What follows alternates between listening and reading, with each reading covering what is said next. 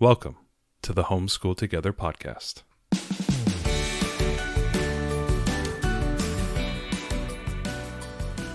Where one working mom and a stay-at-home dad help you navigate the nuts and bolts of the growing and dynamic world of homeschooling. With a focus on early learners, like me. All the ins and outs of building and maintaining your homeschool life. Homeschool. Find out tips and tricks to make things like this easier. I'm reading. And ultimately, enjoy educating your kids. And what's that last thing? Have fun together. Did I do good, Daddy? Yeah, you did, sweetie. Good job.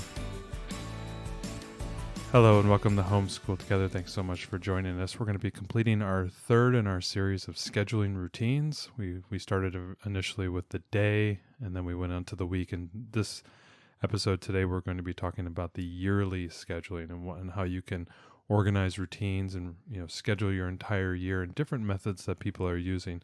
But before we begin, if you could head down below and hop over to iTunes, leave us a review. We really appreciate it. That would be really great. And also head on over to our YouTube page. We're going to be having a lot more things down over there. Yeah, we're working on some things. Yeah, this Booza Skunk Works is in action. Yeah, we want to leverage. We read a ton. Yeah, and so we are going to start talking more about books on YouTube and Instagram. We're in the middle right now of a 31 days of Halloween books. We're gonna. I think we might do Christmas.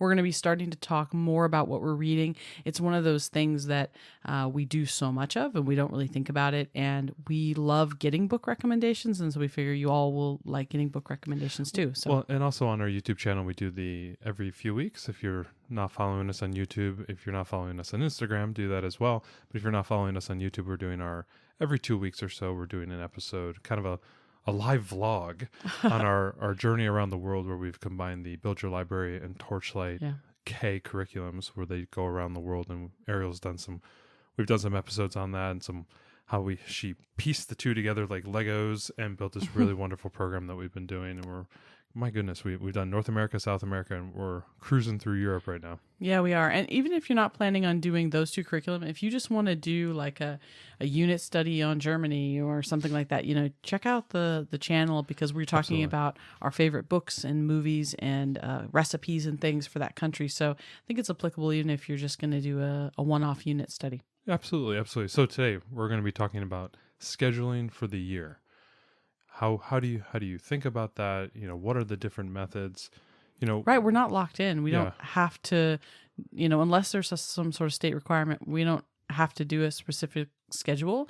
And so we wanted to, as we've done in the last two episodes, we want to talk about some options and some ways that different families organize their homeschool year. So just give you some food for thought and some things that you might not have thought of. Has anyone done moon schooling like every 28 days or so? I'm sure somebody has. As we like to say, as many different types of people as there are that many different types of ways to homeschool, because it can be so customized. So let us know if we don't cover one of the ways that you schedule your year. We're always looking to learn more, but these are just some ideas and things that we've read about and that we do and other folks that we know, and hopefully it'll give you some good ideas. So let's just jump right into it. Cycle schooling. What is that? Is that teaching on bicycles where you're hauling them behind you? Yeah. Sometimes you'll hear it referred to as Sabbath schooling, which would be like a 6 weeks on, 1 week off. But this could actually be 3 weeks on, 1 week off, 4 weeks on, 5 weeks on, 1 week off. The whole thing is that you are, rather than taking like a specific summer break, you're going in these smaller blocks. So these work really well if you want to do unit studies and your units are 4 or 5 weeks long, and then you have a week off. One of the nice things about it is there's always a break right around the corner. You can kind of push hard. It's kind of like when you're learning to run a 5K and you do interval running. So you run, and then you walk, and you run, walk until you can finally build the stamina. So, but this is something that a lot of families really they embrace doing this, because it's everyone can focus for a few weeks and give some good effort and know that they're going to have a week off. And families do a lot of things with that week off. Sometimes that's a great time to go and visit grandma and grandpa if you can do that, or go on a short trip when those are available again, or plan a bunch of field trips or something else that's really fun that you couldn't normally do because it would disrupt your homeschool rhythm. So Yeah, disruption of the week. I feel that same pressure. So that this is a great idea where you can say, okay, all those mini disruptions that you might be planning to try to sneak in throughout the week. If you're thinking like, oh, I'll have a week in a month, let's schedule everything there. That would be a right. great Or time. if you really want to take off time vacations, I mean, not that you can't take vacations other times, but this is a time when you could say, hey, every 4 weeks, we're going to do something. We're going to go somewhere for a few days, and maybe that's part of your learning, or maybe it's not. But yeah, there's always a break coming up right around the corner, which I think is this is a cool way to go. And if you are approaching things from a unit study perspective or even an unschooling perspective, and you're okay with these shorter durations, it's not going to mess with your curriculum quan, I think it's a cool way to go. Well, it also gives you a little bit of time, even during that break week where you're doing some fun things, maybe even traveling a little bit or doing some camping or whatever that might be, that you get a little bit of time to clear your own mind as an educator and also think about the planning going forward. I know that's something that we've talked about. You can take a breath and get your thoughts together for the next time. One thing that we've noticed with the around the world thing is that almost like we can't catch our breath. Like every week, my gosh, we're on to another country, right? Right. We're getting close here. When Thanksgiving comes, we're going to be transitioning and stopping our Around the World to start doing a winter holidays around the world mini unit study from Build Your Library for the month of December, because we know December's crazy, and I'm not even going to try to do our normal stuff. But it will give us some breathing space. But it's going to give us some breathing space. So I understand that concept of a break. Now, this being said, this doesn't mean that, I guess I want to caveat with all of these different options that we're going to talk about today. It's not like it has to be this way all the time. No. You may find families that do 6 weeks on and 1 week off, but they still go lighter or take some extra time off in the summer, or they still take 3 weeks for Christmas, or it doesn't, again, nothing is rigid. But this may be like the general routine that these families follow. I don't want anyone to think like, oh, well, if I do the 6 weeks on, 1 week off, that means I don't get a summer break. Well, not necessarily, depending on the requirements of your state and how many days you have to instruct and what you've gotten done. Maybe you still do a partial summer break, or, it's, I guess nothing is an all or nothing rigid system, because we're homeschoolers and we get to do what we want. Unless somebody at a state level has told you otherwise, depending on your state, you got a lot of flexibility. And in that 1 week, as you mentioned, that 1 week could be, alternative learning where you're out going into the nature and you're getting right. You could still maybe schooling. Count that. I mean, if maybe it's a field trip that you're going on and there's some educational component that you could wrangle in and still count it for your state. Yeah, there's lots of options. I just don't want anyone to think like, oh, if I choose this way, this means I don't get a summer break, or I don't get right. Nothing is all or nothing. Yeah. Speaking of the regulatory chains, what about traditional schooling? Right. So this is, I think, like kind of that everybody kind of aligns to anyway. This is the most common one, I think. And I think it's because this is a place that a lot of people start, which is they will start more or less when the school year starts in the fall. That's going to be a August to September-y type start. Well, for us, it's after the beet harvest, when the kids are done. And they got some more free time. She laughs. Yes, since we live in the burbs. So there's some pros and cons with this. I mean, one of the reasons that you could go with this is you can take advantage of all of the momentum and excitement of going back to school that the public school kids have. So, for us, for example, we have kids in our neighborhood that were off during the summer, and then they got all excited to go back to school. Yeah, right. And maybe you want your kid too to be like, oh yeah, I'm starting my new school thing too. And that's exciting. For our daughter, it was our parent partnership. So she got excited. Oh, I'm going to get to do this too. So, if you want to align with friends or family that happen to be doing traditional schooling, then maybe you want to start and stop with them. Maybe you want to take breaks at the same times that they do. That's just depending on your own situation. Usually those folks won't take off-season vacations as often, but you certainly can, as long as you're meeting your minimum days of instruction. If you follow your state's school district calendar exactly, then you won't be able to take an off-season vacation, because usually they do, like for our state, it's 180 days of instruction, and there's 180 days in the school year. Yeah. So if we followed it rigidly, then we couldn't. But a lot of folks more or less start their new curriculum in September and more or less finish in May, June. And there's still maybe some time for 1 or 2 off-season vacations or some other things, but Yeah.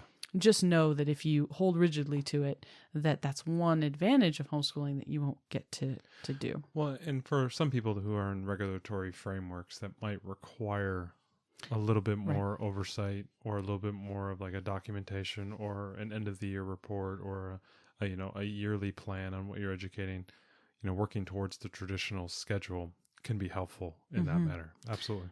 Yeah. I think, it's all the back to school sales, all that stuff, although you can still definitely take advantage of all of that stuff without having to follow the traditional school calendar. I feel like there's kind of this societal force of this is a reset in the fall, because all the public school kids go back to school. And even though we're not bound to that schedule, you do feel yourself falling into it. And when you look out on homeschooling forums and things, that's the time of year that everybody's getting started. One of the other things that you'll encounter... Also, book deals, curriculum sales, things of that nature. Right. Yeah. There's going to be lots of sales on stuff, but you'll also find a lack of used books at that time. Yeah, exactly. So if you are wanting to really leverage used books, you might find that to be troublesome. You might also find that if you are doing a popular curriculum and you're using the library, that those books might not be as available. One of the advantages we had when we did Torchlight Pre-K, which was very popular in our area, we did it off by like 2 months. And from the start of the school year, and we found that we never had issues getting books from the library. But had we have done it like lockstep with the regular fall start, we would have had big issues with that. Exactly. Yeah. We have a friend that's doing the Build Your Library, and we've had to lend her some books. Right, because she started right in the fall. Even though we're doing the same program, we started it months and months back. February or March of this yeah, year, so we didn't have the same issue.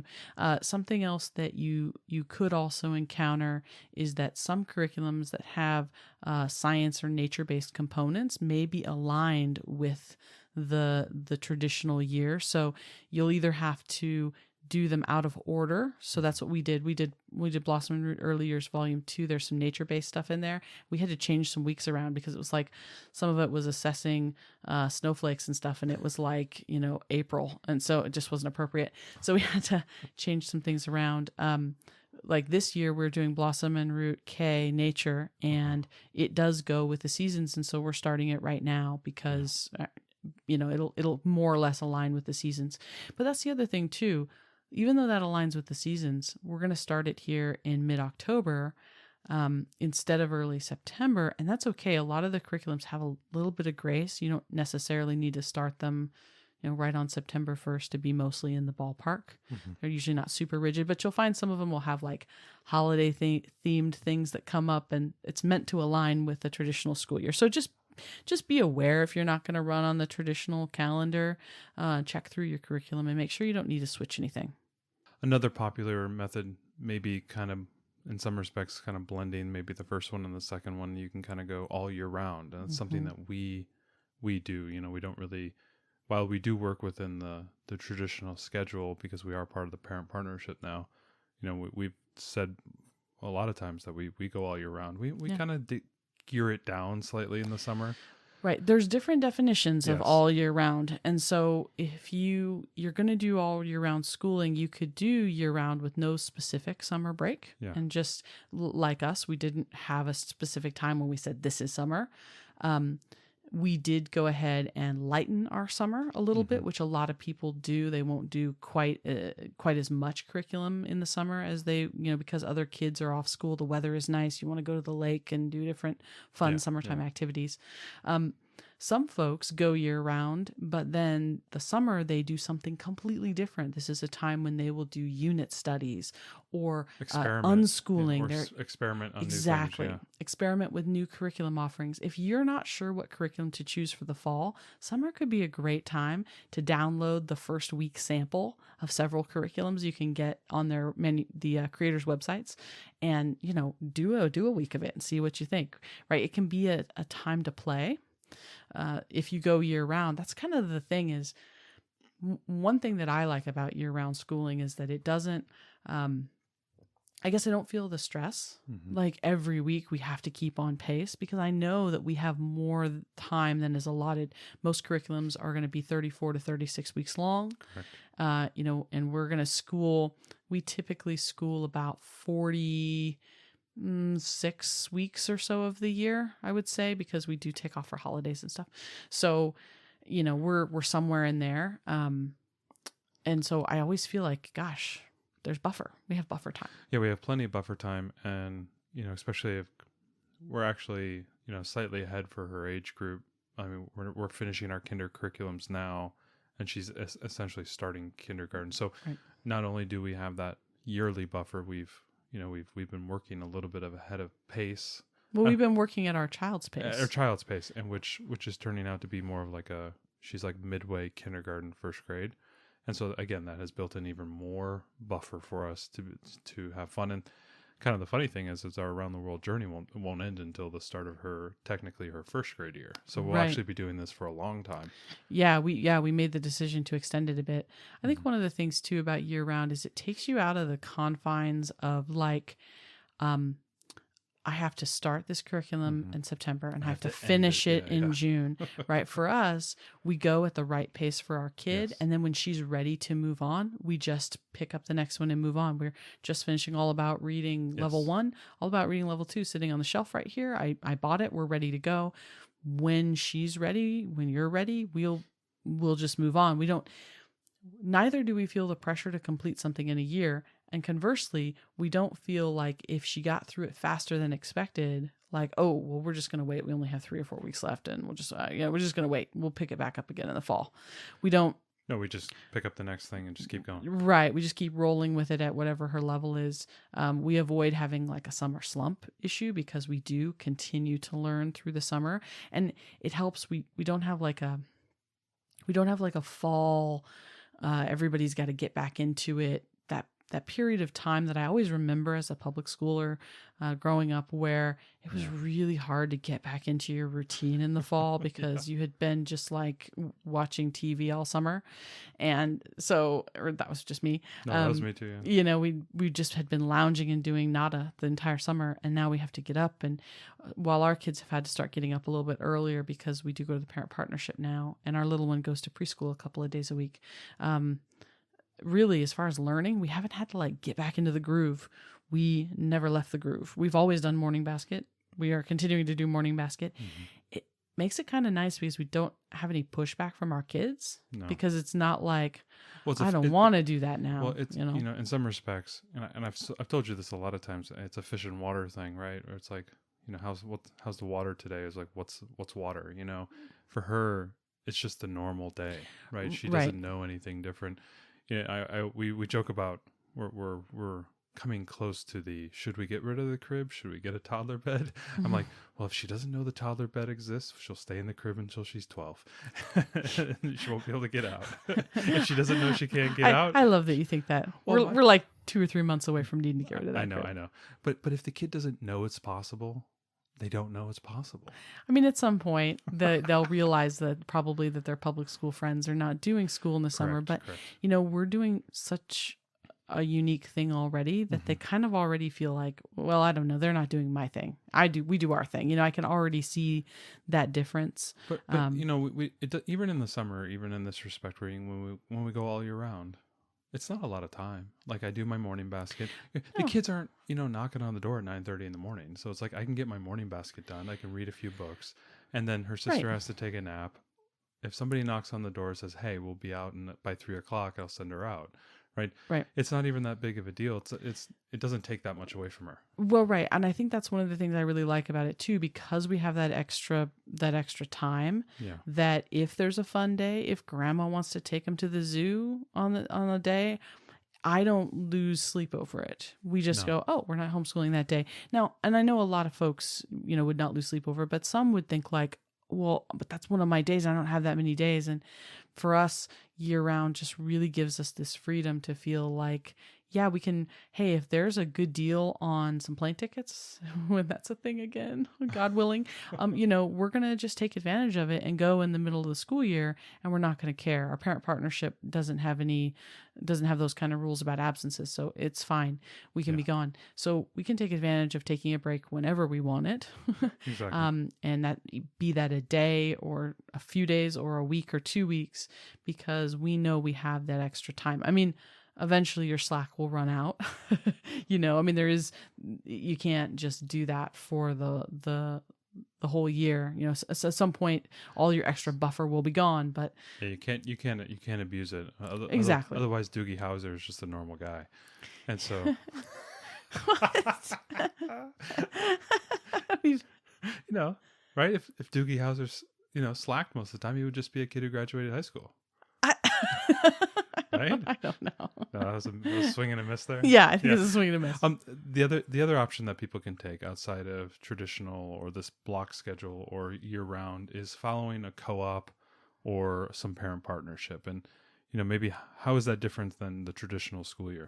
So parent partnerships, if they're public school aligned like ours is, they're going to run with a traditional school year. But even our parent partnership started later than it did, actually. That's true. Our parent we were partnership surprised it was like almost 2 to 3 weeks later. Right, our parent partnership does. Yeah, it started a little bit later because we had time. We had to meet with our teacher advisor to work out what we're going to do for learning and stuff this year. So yeah, there was some extra stuff. But and let everybody know we have a podcast coming up later this year where we're going to maybe go through our first we'll recap our first semester. We'll let you guys know what it was like. And we've been pretty happy so far. But yeah, so you would maybe you have a co-op and it runs on an alternate. Maybe it's got 3 trimesters for the whole year. Yeah, I mean, whatever it is, you may want to align your family with that so that kind of sets the pace of when you start new curriculum. Or if you have an outdoor co-op and you guys don't meet in the winter, you meet only in the summers, right? Who knows?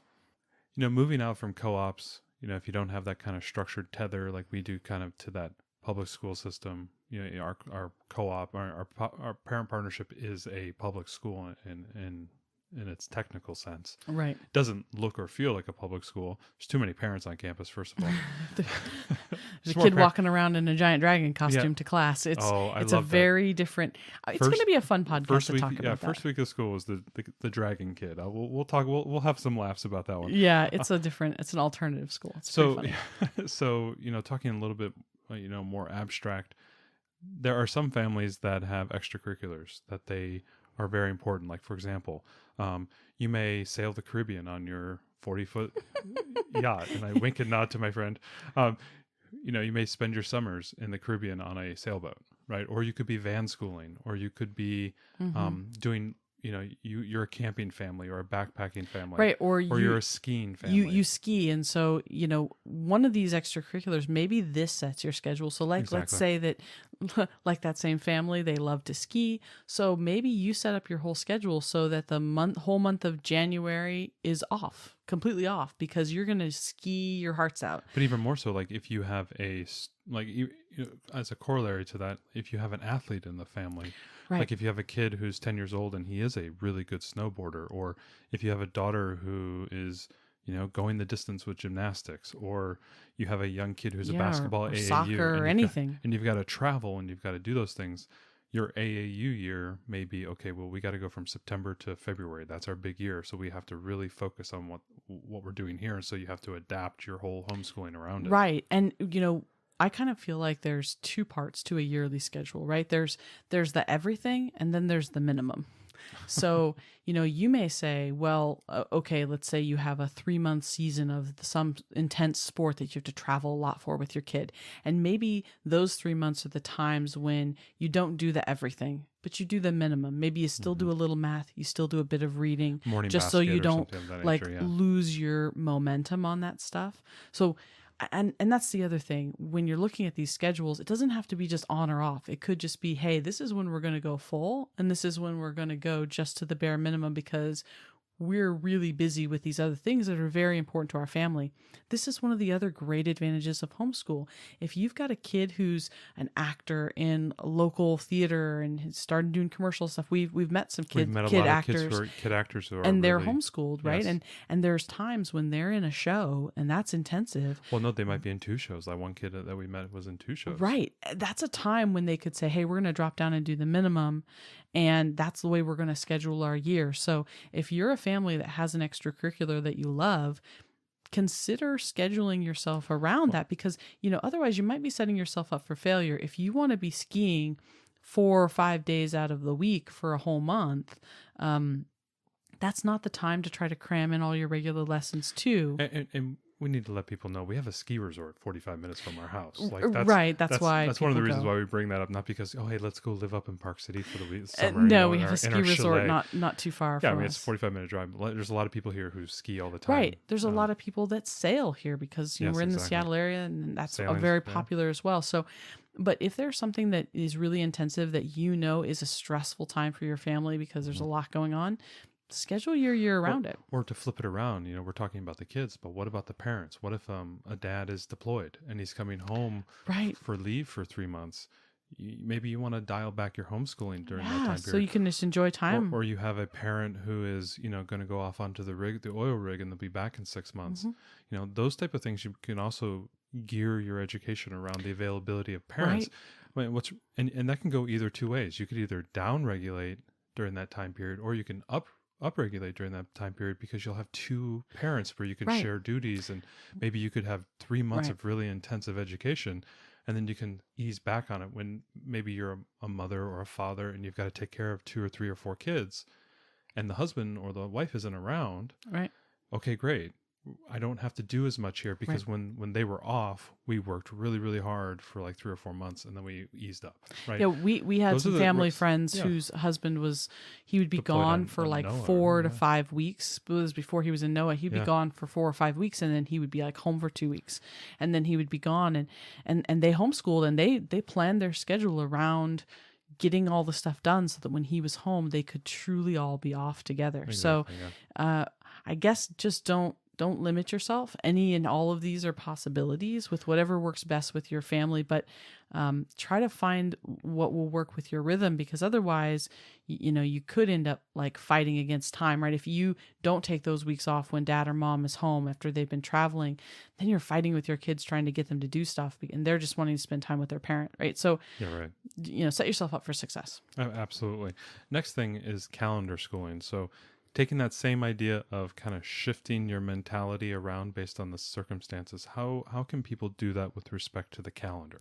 So some people say, This goes back to my moon schooling idea. yeah, some people are like, we start fresh in January. Yes. We Christmas break and all the craziness, and we don't have to pick up where we left off. We just start fresh. That's when we start all our new curriculum. We just school based on the regular So I like that calendar. idea where you try to in the American holiday system, if you're not from the US, but basically once you move into middle of November, it's just holidays all the way to the end of the year. Right. Yeah. And I can really imagine like finishing your year just before, say, Thanksgiving, and then just coasting, morning baskets, just basic reading materials and things like that. And then boom, gearing back up in January. Right. It has a couple of good advantages. One of the things that is great about it is we tend to get into this like February slump time. If you have that problem, we did a podcast all about that. Yeah, we did. Yep. So go back and look at it. Maybe we can link it in the show notes. But this is a good way to like put a lot of energy into the beginning of your year. You've come off the holidays. You start with things that are fresh and new, and it helps maybe get you over what would normally be a slump time when the weather's not great and we're inside a little bit, and everybody just kind of there's this downtime, and that it's still winter. It's not quite spring yet. Yeah, no, it's a real feeling. I know we felt it last year. It's a real feeling. There's actually several slumps throughout the year, but that's the one I think we feel the most because we can't get outside. We can here, but it's cold and dreary, and everybody's just kind of, you had the holidays and there's so much hype, and then you come into January, try to get back into things, and you just end up kind of, your momentum peters out. So This is a cool way. If you have that problem, maybe try this. The other thing that I found is really great. If you are, if you're gonna start in January, it's a great time for used books, for used curriculum and stuff, because what's happened is people have tried stuff through the fall and has not worked for them for whatever reason, or they've gotten through it quicker, and so they're ready to start parting with books. So you can find, I remember last year before we had started our kinder journey, I was looking for this art book and it was out of print, and so I had to get it used.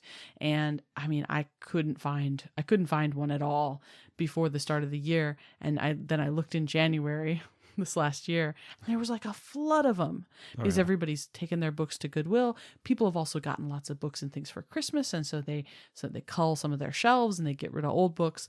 So if you're relying on used books, so even if you're not doing, we don't calendar school, but still look in January or, around there for used books if you need to buy them used, whatever your school calendar is, because I was amazed. I thought that was like an old wives' tale. It wasn't.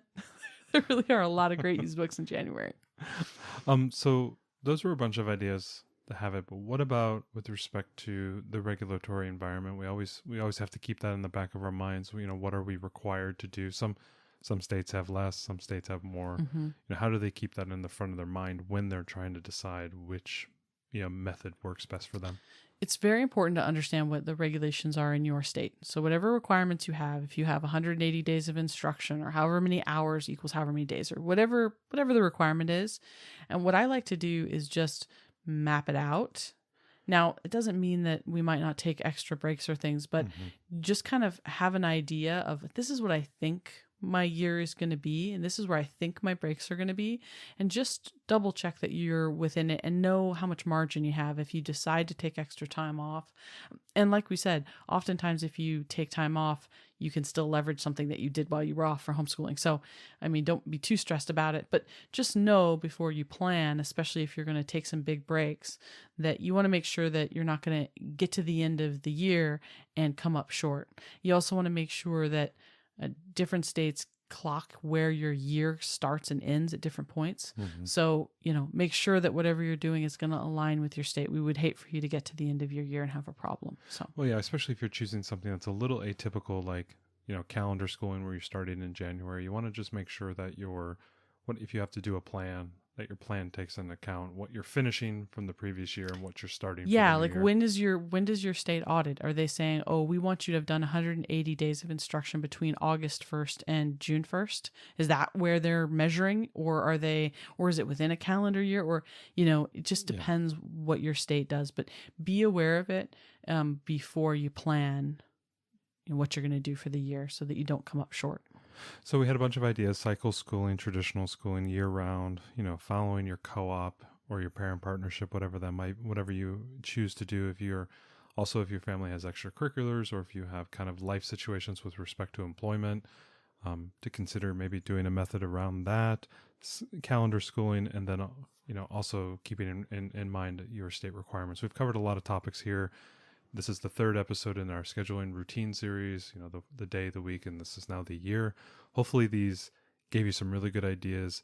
If you have a method that you are doing or have been doing and that hasn't been covered here, feel free to hop over to our Facebook page, and we'd love to hear what you're doing so that maybe you can share that with others. The whole point of this is to kind of help others with different ideas that might be able to implement into their homeschool life.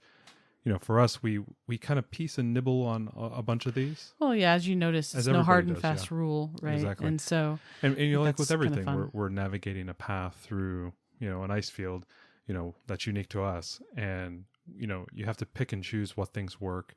You adapt, you change, you move around. I like this idea of discovery, and then just the more ideas that are out there, the more ideas that or you see that other people are doing, can help you when you get into one of those sticky situations. So that's what I like about sharing these type of ideas, is that, oh, hey, you know what? I remember that podcast that Matt and Ariel did about calendar schooling. I think I want to give that a try this year. Try to, use these ideas, see if you can change things up and tweak things, and hopefully they work out for the better for everybody.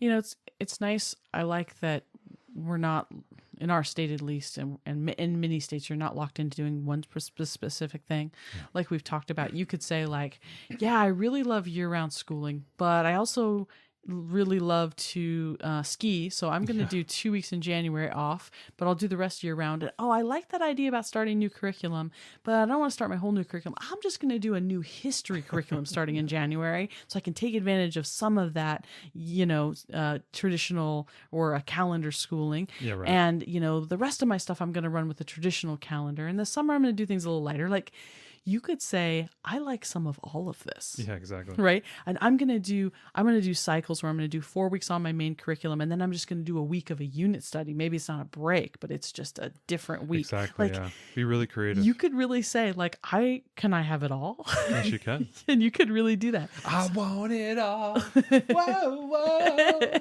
I want it all. I want it now. So yeah, take these ideas, mix, mash, like Play-Doh, make a new color with them. You can do a little bit of everything if that's what strikes your fancy. These are just some ideas to, give you some things to think about. Now let's end it the way we always end it, something that we're into. 2 words: hamster runs on YouTube. It's hamster escape, really. Well, yeah, it is more of a hamster escape. I come in from working the other day, and the girls are glued to the TV with you, and they're cheering like they're watching a sports game, right? Yeah. They're just like, go, no, not that way, no, go this way. They're all screaming at the TV with you, and I'm like, what is going on? And then I come and I see, and it's a hamster running through a Super Mario level. Yep. That's been made in cardboard. It wasn't just 1 level; it was 8 levels.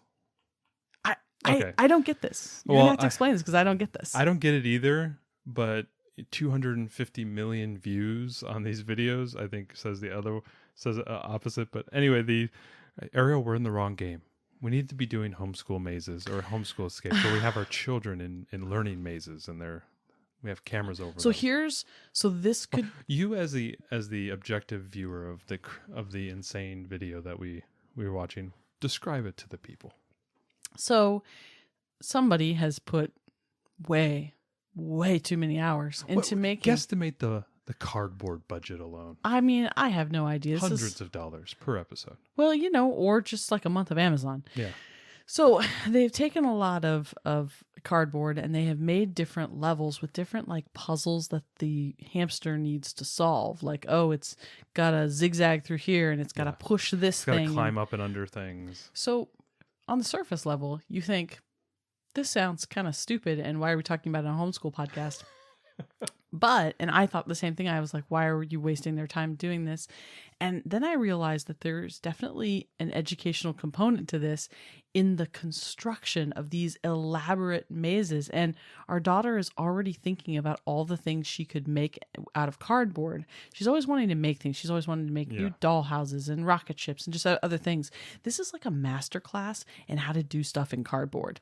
And all the puzzles and stuff that they have to solve and seeing how they made these different puzzles is all totally STEMmy. But it's also kind of stupid. But it's also, but it's fun also because they get to see the animal trying to solve those problems, and they get to cheer them on, and it's very entertaining. It's very colorful. The music's really nice. There's no annoying narrator or anything like this. No, it's all totally wholesome. It is. I'm going with it from a STEM standpoint that it's really cool for them to be able to see what could be created for this little creature to run through. You're trying to take the "Get Off My Lawn" Ariel. Put her on the rocking chair and say, "Hey, go sit over there, old lady." And I'm going to look at this. I'm not a grump. I'm going to look at this objectively. I'm not going to look at it and say, I just didn't want them to be like, I just don't get Minecraft until we learned, it's digital Legos. I totally get it. Right. So it's not just crappy graphics. It's actually digital Legos. So here's a hamster moving through a maze. I get it might be a little bit of a stretch, but I tell you what, it's between Katie's Classroom and Hamster Escape. They love watching it, but I think, it's puzzles. It goes back to puzzles. Yeah, puzzles. That's what I like about it. I think that's what they like about it too. Our girls both love puzzles. One thing, if you haven't been to your local Dollar Tree lately, get thee to Dollar Tree because it's a great place to stock up on kids' puzzles. I'm sorry, the $1.50 tree. What? Well, prices have going up. It's still $1. Well, it started... Okay. It's still $1. Especially around here. That's pretty crazy. They're still charging $1. Okay. They haven't changed it yet. It's still $1. So anyways, go to Dollar Tree. They have tons of kids' puzzles there. Our youngest has just started getting into working some puzzles with like 20 pieces, 24 pieces. Oh, the young one, yes. Yeah, and you can get these really cheap puzzles there. Yes, they're thin cardboard. No, they're not going to last. It's okay. She's 2. I don't want to spend more. You could probably recycle every piece of it. I love all the Melissa and Doug wooden puzzles we have. Don't get me wrong. We have several of them. But this is nice because you can have a nice variety and you don't care all that much. Because if, something gets banged up, it's just cardboard. Comes in a cardboard box. You can recycle the whole thing. Our daughter does 100-piece puzzles that you can also get from Dollar Tree. Mm-hmm. And there's tons of them. So if your kids really like puzzles and they like lots of change up, or if you have this problem where you always lose puzzle pieces, then just go to Dollar Tree and get these fully recyclable puzzles. And the great thing about it is you get a lot of puzzles that are, themed, where it's a trolls puzzle. Like our daughter was really into trolls for a while. Right. I was able to go there and buy like 5 or 6 of them and just like give her one every. It's few all weeks. the popular kids stuff. It's Star Frozen, Wars, Trolls, Star Frozen, Wars, yeah. Peppa Pig. I got one Peppa Pig for our one, daughter. Cars. There's all just like the popular kids cartoon stuff, Paw Patrol, that kind of stuff. So anyway, if you haven't done that, puzzles in general, we're talking about puzzles and mazes and things like that. So yeah. So puzzles. Hamster Escape. I'll put a link below, and you will wonder where your 10 minutes went because you're rooting for them. I'll link the Super Mario one. It was really cute. It's amazing. It was cute. It's amazing what they did in cardboard. Yeah, I love the. You remember the big bullet from? Yeah. So the hamster, he had to go into his little kind of like sunken area and wait for the big bullet to come across over his head, and he kind of like ran up. They give little food. You can see him eating the food along the way. So they do bait him along the way. But yeah, they had to give him some motivation. Well, and our little one is kind of what we've been watching La Palma. We could have there's a lot of stuff we've been interested, but our 2-year-old's been really interested into the La Palma volcano. Yeah. So every night it's like, volcano, Dad, volcano. And she saw the lava in the dungeon thing. And she goes, oh no, lava! Don't step on lava. That hot. Yeah. She's yelling at the screen to tell the hamster, don't touch the lava. It was enjoyable. It was good moments. It was one of those, This is what we do at our house. This is during pandemic. What else you got going on? Hamster Escape. Thanks so much for joining us today and making us a part of your homeschool journey. Please engage with us on social media. Join our Homeschool Together podcast group on Facebook and find us at Homeschool Together Podcast on Instagram. We'd love to hear your feedback, questions, and recommendations. Until next time. Happy homeschooling!